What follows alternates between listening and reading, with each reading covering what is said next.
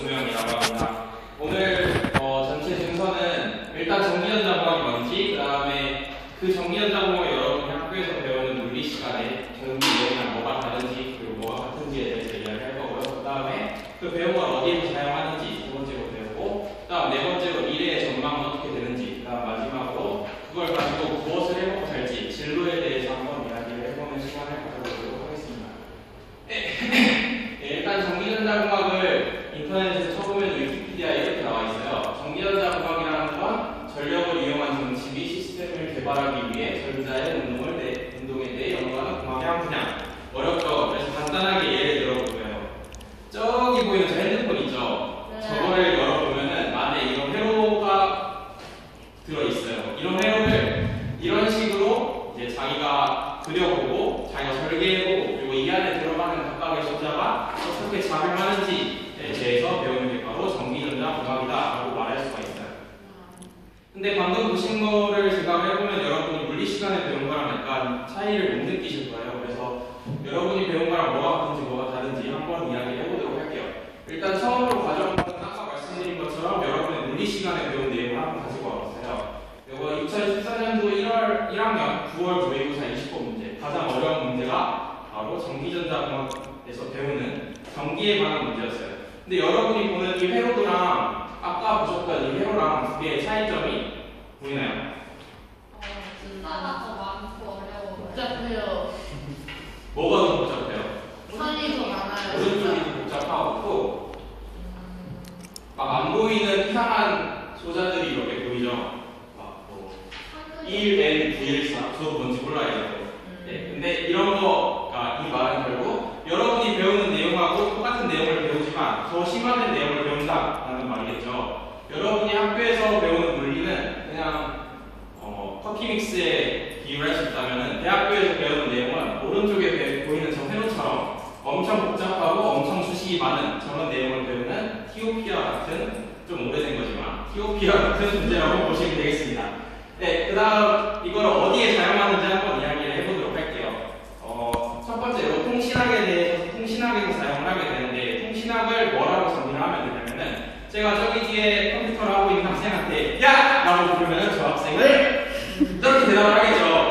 근데 이 상황에서 주위에 있는 사람들이 시끄럽게 말을 할 거예요.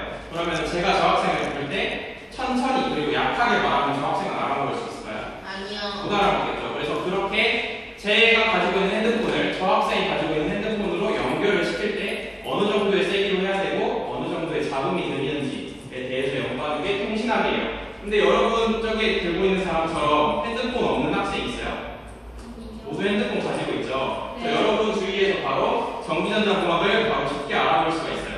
두 번째로 신호학에 대해서 알아볼 건데, 지금 여기 보이는 이 스크린 그리고 저 모니터 등은 여러분이 주위에서 사용할 수 있는 영상 매체죠. 아니에요? 집에 TV 없어요? 네. 아, 없어요. 집에 컴퓨터는 있죠? 네. 컴퓨터 화면을 뭘로 봐요? 모니터로 보죠? 네. 그 모니터에 있는 영상은 어떻게 띄워질까요? 본체에서 신호가 가요? 네? 본체에서 신호가 가요? 본체에서 신호가 가서 그거를 이쁘게 색깔별로 표시를 해주죠. 그것처럼 신호학이라는 거는 어떤 정기적인 신호를 해석하고 만드는 데 관련된 학문이에요. 이것 또한 아까 말한 엄청 이쁘장한 컬러풀한 게 아니라 그냥 칠판에 주식으로 써요. 그리고 코딩을 해서 직접 확인을 해보는 학문이에요. 근데 아까 말씀드린 것처럼 집에 TV나 컴퓨터 모니터 없는 학생 없죠? 그래서 이것 또한 여러분이 집에서 쉽게 확인할 수 있는 전기전자공학의 한 예예요. 다음 세 번째로 회로학을 볼 텐데, 혹시 집에서 끊어져 있는 전기기기를 본 적 있나요? 그 안에 초록색 칩 같은 거 본 적 있어요? 그 칩을 구성하는 소자들을 바로 연구하고 그걸 어떻게 배치를 해야 되는지를 연구하는 학문이 바로 회로학이라고 보시면 돼요. 아까 말씀드린 것처럼 집에 전기기기 하나도 없는 분 없죠? 네. 다 있죠? 네. 그리고 이것 또한 여러분이 집에서 확인할 수 있는 전기전자공학의 한 예예요. 그 다음 넘어가서 전력공학이라는 걸 배울 텐데, 전력공학이라는 거는 아까 말씀드린 컴퓨터 모니터나 TV, 핸드폰 같은 거는 전기가 전해지지 않으면 사용을 할 수 없어요. 그렇죠? 네. 그런 전기를 받아오고 어떻게 만드는지, 그리고 어떻게 효율적으로 근데 주위에 여러분이 봤을 때 송전탑 같은 거 본 적 있어요? 집 주위나 아니면 시골이나 이런 데서 있죠? 그런 송전탑을 어떻게 배치를 해야 되는지 또한 전력공학에서 배운다고 보시면 돼요. 그래서 여러분이 전력공학을 또 주위에서 확인을 할 수가 있겠네요. 그 다음 다섯 번째로 컴퓨터공학을 배울 텐데, 컴퓨터공학은 컴퓨터 과학과 컴퓨터 공학으로 나눌 수가 있어요. 근데 컴퓨터 과학은 다른 분이 설명을 해줄 수도 있고, 간단하게 말하자면은 컴퓨터 안에 사용되는 소프트웨어를 만드는 컴퓨터 과학이라고 보시면 되고, 컴퓨터 공학은 컴퓨터 안에 있는 부품들을 어떻게 구성을 할 건지에 대해서 연구하는 게 컴퓨터 공학이에요. 간단하게 예를 들면은 컴퓨터 본체 안에 있는 CPU, 그 다음에 램 메모리, 하드디스크 이런 걸 어떻게 만들고 어떻게 구성시킬지에 대해 연구하는 게 컴퓨터 공학이라고 보시면 되고, 그 컴퓨터를 가져다가 안에서 사용되는 소프트웨어를 만드는 게 컴퓨터 과학이라고 보시면 될 거예요. 그래서 여러분 아까 집에는 컴퓨터 있다고 했으니까 이것 또한 여러분이 집에서 확인할 수 있는 가장 간단한 전기공학, 컴퓨터 공학이에요. 마지막으로 소자공학을 볼 텐데, 소자공학은 아까 본 회로학이랑 비슷한 내용이에요. 회로에 들어가 있는 여러 가지 쬐끄만 소자들을 주죠. 그런 걸 어떻게 좀 더 쬐끄맣게 만들고 어떻게 분포를 시켜야 되나 우리 연구하는 게 소자공학인데, 아까 회로 다 있다고 했죠 집에. 그래서 이것도 쉽게 확인할 수 있는 전기전자공학의 한 예예요. 그 다음 이제 이 전기전자공학의 진로 전에 전기전자공학의 미래 전망에 대해 알아볼 거예요. 요즘에 제가 대학교를 졸업하기 직전이라 그런지 제가 이걸 가지고 밥을 얻어먹고 살 수 있을지가 매우 궁금해요. 그래서 미래에 이게 좀 더 창창했으면 좋겠어서 밥은 먹고 다닐 수 있니? 라고 물어봤어요. 일단 사진을 한 개 띄워놓고 이야기를 해볼게요. 이 안에서 전기전자공학이 쓰이는 거를 몇 가지 찾아볼 거예요. 첫 번째로 빨간색에 있는 부분에 사람들이 전화를 하면서 들어가요. 이건 어디에 쓰일까요? 아까 말한 통신. 통신학에서 사용되겠죠. 사람들이 걸어가는 저런 내용은 통신학. 다음 자동차가 이렇게 움직이고 있는데 자동차 안에서도 전기적인 신호가 사용이 돼요. 그러면 자동차 전기적인 신호는 무슨 학문일까요? 그렇죠. 신호학에서 사용이 돼요. 그 다음에 이 건물을 반짝반짝 빛나게 해줄 수 있는 전기는 어디서 얻어와야 될까요? 그거에 관한 학문은 뭘까요? 그렇죠. 전력공학이 바로 이 건물을 빛나게 하는데 연결이 돼요. 그 다음에 이 회사 건물 안에 있는 컴퓨터를 만드는 학문은 컴퓨터 공학이겠죠. 다음 오른쪽에 보이는 이 LCD 이 내용을 만드는 학문, 영상 처리하는 신호를 만드는 학문은 아까 자동차와 비슷하게 신호학에서 공부를 하게 될 거예요. 다음 마지막으로 전체를 구성하고 있는 회로학이나 소자학 이렇게 해서 우리 사회 전반에 걸쳐서 전기전자공학은 깊게 침투해 있고 미래가 창창하다고 볼 수 있고, 저는 그래서 지금 요즘 매우 행복하다고 생각할 수 있네요. 그래서 사회 기반 시설을 포함하고 있기 때문에 전기전자공학은 미래 유망하다고 보시면 될 것 같아요. 그 다음에 마지막으로 진로를 알아볼 거예요.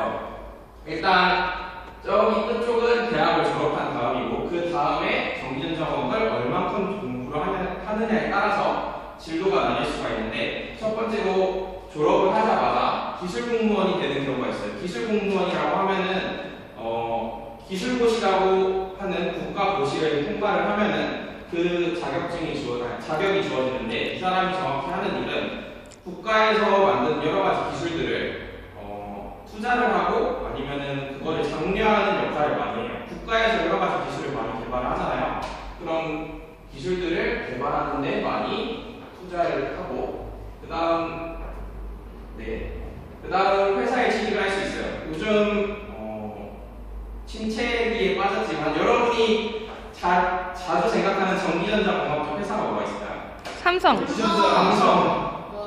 삼성 회사라면 이렇게 말하면 안 돼요. 네. 삼성전자, LG전자 등등등 여러 가지 전자회사가 있어요. 우리나라는 전기전자공학이 매우 발달한 나라이고, 그에 따라서 여러 가지 회사가 발달했는데 이런 회사에 취직을 할 수 있어요. 근데 꼭 대학만 졸업하고 회사에 취직해야 되느냐? 이건 아니에요. 네. 여기서 또 다른 학위를 받아요. 석사나 박사 학위를 받아서 회사에 취직을 할 수 있어요. 그래서 회사 취직을 학사를 졸업하고 회사를 취직하는 방법이 있고, 두 번째로 석사나 박사 학위를 따고 나서 회사에 취직하는 방법, 이렇게 두 가지가 나와요. 근데 두 가지의 차이점은 어느 정도 집중을 해서 공부를 했느냐, 어느 정도 깊이까지 공부를 했느냐의 차이가 있을 뿐이에요.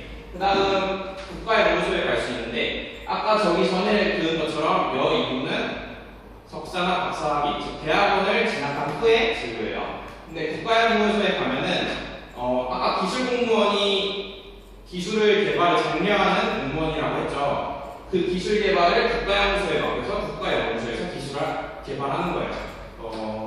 이뿐만 아니라 여러분이 핸드폰을 살 때 아이폰은 우리나라에서 늦게 들어오죠. 네, 몰라요. 맞아요. 아이폰은 우리나라에 조금 늦게 들어와요. 그 이유는 이런 국가연구소에서 그 아이폰이 우리나라 사용에 적합하다라는 증명을 해줘야지 아이폰 판매를 할 수 있기 때문이에요. 그래서 그런 증명까지 해주는 일을 하는 게 국가연구소라고 보시면 돼요. 네, 그 국가연구소 안에는 아까 말한 애트리, 한국전자통신연구원 등등등 여러 가지 연구소가 있을 거예요. 그 다음 더 깊게 공부를 하면 이제 대학 교수가 될 수 있어요. 대학 교수는 여러분이 대학에 가서 여러분이 배운 여러 가지 전공 과목들을 깊게 공부한 사람들이고 여러분한테 전기전자공학적 지식을 전달해 주실 사람들이에요. 여기에 보이는 대학 중에 첫 번째 대학들 다 모르겠죠? 네.